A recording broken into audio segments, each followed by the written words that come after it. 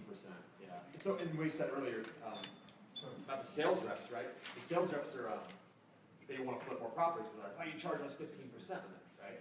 Like, that's making it prohibitive. Like, we'll negotiate seller finance. I don't want to have my money in this project, negotiate seller finance. Besides that 15%, I think that's actually a good rate, because when you look at it, everything's owned. There's no trust deed on there. We don't have to pay for like lender's policy, which can be $1,000 per transaction, so we're saving that. There's no junk fees from lenders. There's no appraisal, inspection, all that stuff.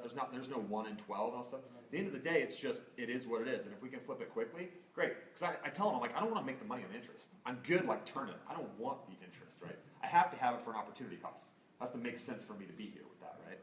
But if not, you know. And also, I mean, I could pass the savings on to my company, but I also want them to have, I mean, that's not right, right? Those are my relationships, that's my money. I could take those relationships and go leverage somewhere else if I wanted to, but I don't. So it works, they're happy about it, I like it. So I make money, as you guys know, as a business owner here, I can make money as a lender here, and all the way down the line, right? But it's fair, and it's fair to everybody. 6% is the least amount. For me? That's what you said. Did I borrow that? Yeah. Yeah, I've got some people 6%. And I'm a lazy, I know, am I Facebook Live? Yeah, say hi. Hi. So, and Justin could pick up the phone and raise a bunch of money stuff. I've been lazy, my personality, I don't like to go out there and money. I don't ask anybody for I money. don't raise I'm them. not It's trying not to get me money. too, but I don't, if I needed, and I could. I've got a few lenders, I've used my money, and I've got a few lenders I've used that are easy to work with. Other than that, it's like, I'm not out there trying to get more people's money, you know? I've just kind of scaled and bootstrapped as I've gone. What do you charge the interest from the day it's spent, or was it too much of an accounting night? So that's the other thing too, right? It's an accounting night, by the way. And so, good point, right? I buy the property for $190,000. Day one, I buy it, I wire that money. I mean, the clock is ticking on that, right? But the $43,000 we put into that, that's spread out over time. But that'd be too much of a nightmare. So what I do is I charge the interest on everything backdated. So if the day before closing I spend $1,000, I still can make interest on $1,000 the whole thing. So in essence, it becomes more than 15%, right? But my argument for that is I have to have that capital there laid aside. I can't do anything else with that capital. Sometimes it's lazy, but I'm always there. I'm always answering that to that, right? So that's why I do that. Nobody's complained about it. Nobody's trying to calculate that. But that's what I've done. What's that? It's the same way for your borrower. Exactly. I've done that before. I did a construction loan for a guy who had hard money. Yeah, I did a construction loan for a guy that built some storage units, and I had to collateralize them on the dirt and all that stuff. But I said, as you go vertical, my collateral is going to be increased, right, by that stuff. But I said, I'm blocking off all of your construction funds, whatever it was, for the period of time. And he got tied up in permitting and all these things, but I'm charging him interest from day one, so as soon as he signed it, right? So, because I'm sorry that he wasn't going vertical, I got tied up here, right? So it ended up being a great return for me while my money was sitting in an escrow account, but, anyway. Yeah, but that's how I do it, nobody's complained. So you're talking about loaning money to yourself, basically. Can I structure, my business where instead of just taking my money and funneling it into my business and spending it on expenses, loaning that money to my business for everything and having my business pay myself back a percentage? For tax purposes, it doesn't matter. This is not a tax game, because at the end of the day, the IRS is going to look at that and say it's all you, right? Because what it looks like on paper is Treehouse Investments buys a house, they pay for it cash, there's no loan on it, and then Treehouse Investments sells a house. But how we break that out behind the scenes, like what the salesperson gets paid, what's percentage of the net profits, how it is, that's how we break all this stuff out. So I make more than the percentage that people see on paper, depending on how long that flip went.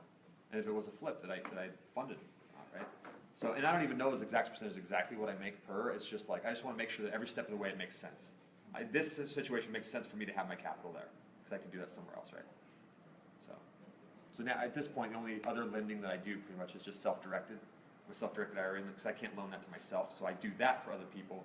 But other than that, the capital that I have and the investors, I use it for our own purposes, because as we're growing and scaling. And I also calculate at the beginning of the year, I know that we want to do 60 flips, average 5-month turn time, so at any given time we're going to have X number of flips. And our average all-in for the flip is this, right? So average all-in times how we're going to have at a time, this much capital, so as long as you have that much capital and a pool of that, then you're good. Does that, they follow that now? Okay. Sorry. Well, Calper says he can listen to me at 4 times speed on Voxer. I'm going to test him out. Do any of your other investors who are putting money in and getting their 10% return, do they know that you're getting 15% on the same deal, and do they care if they do know? They're ecstatic to be getting the return. So they don't. They're ecstatic I haven't squeezed them to go to 8. I mean, because I could. Do they know that what you're No. doing? You know, most of the people just, they don't care. They're just happy they're making the money. Right?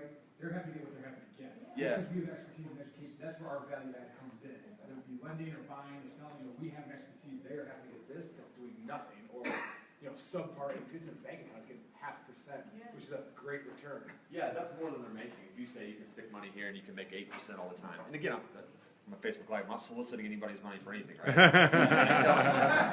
But to make, and that's the thing I would say. But if you have private- some, no, I'm just That's what I say to some private lenders too, like, it's in and out, right? When money comes in, I sweep it against stuff and I'll pay people off. So if you want your money to be in all the time, if you're the 10% guy, you're not gonna be in all the time.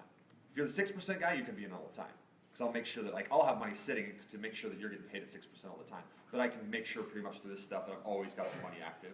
And I don't fund operations with anybody else's money. I don't fund repairs with anybody else's money. Sometimes, I just don't make sure I'm so far above that reproach of like using anybody else's money for anything, robbing Peter to pay Paul. I don't do that. Like, I wanna make sure, like, mostly for purchases, I'll like earmark and allocate their money. Like, you were on that purchase. So, if that makes sense to people, yeah. I wasn't expecting I was gonna get that depth. But, No, you guys didn't know I did that too, huh? How come I don't use other people's money for repairs? It's just kind of confusing. I'm just like a simple guy. And we put everything on a credit card too.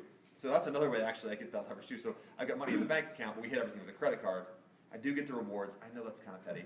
So we put it on We've the talked credit- about, have we talked about this? Yeah, we talked about it. Justin's like, I don't No. want to mess with it. So I have put everything on the credit card for ease of use, right? We pay it off once a month, sometimes more than once a month. And then we tag everything to the project. So sometimes, well, I never pay interest on my credit card. So it's like, I get interest-free money for 30 days or more, but I'm still making money and all that, right? As we're going. As a follow-up. It is fun, those trips are fun, Smart. Which Yeah. credit card do you use? Chase Inc. And there's people who get, I got a buddy, really good buddy that like runs a big company. He's like, oh, you should be getting the flyer, frequent flyers. I flew to Paris business class and you're an idiot for this and that. I'm like, whatever. I mean, I got like over $10,000 from like just doing this last year. I'm like, hey, works for me, you know? Yeah. I'll fly coach. You know? Yeah. Right? So, You got long legs, you should have a really big seat. yeah. Well, when Justin's paying, I'll go first class. Yeah. This me, I'll go coach. This, Yeah. next full packing live. Flip back alive, we're going first class. This is San Diego, it's cheap. Yeah. But yeah, we do it on the credit card, and like, the credit card's been crazy too, because we've had to increase the limit, like, because I mean, it's annoying to pay it that often, right? Anyway, sorry. Do Saying you that put there we go. multiple projects on the same credit card then? Yes, we run everything through that one credit One card. card. One card. One So card. your limit must be pretty big then. Yeah, 100,000. Yeah. Yeah, and we pay it, yeah, a couple times, sometimes a couple times a month. And I would watch it and it comes and it says like, you got 5,000 available credit, and I'm like, Lindsay, and she can't pay it once a month, she just has to like, she'll pay it and then it goes again. And it depends, like sometimes when we're marketing, it's like $40,000 bucks, right? And Google's hitting it all the time, and I don't know what Luke's hitting it with.